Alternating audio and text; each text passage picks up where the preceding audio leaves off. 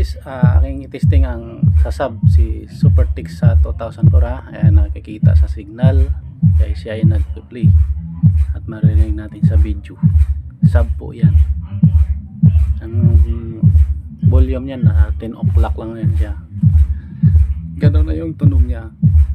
Halos ba sa akin yung speaker ko. So ipapadala po namin yan guys sa pa-shipping namin. Makikita sa video yan mamaya yung shipping sa huling video.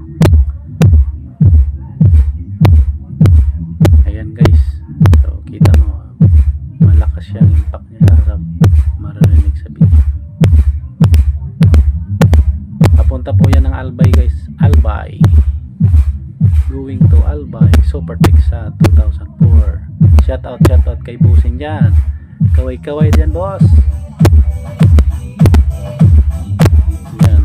Nilagyan ko ng mid sa Supertix sa 1.5 yung mid, drive ko sa mid.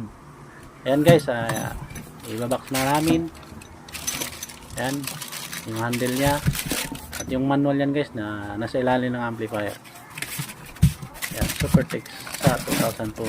Ayan, box na guys. Ayan yung protector nya, boom. Ayan guys, pinadala na namin. Ito yung process nya. Lagay yan.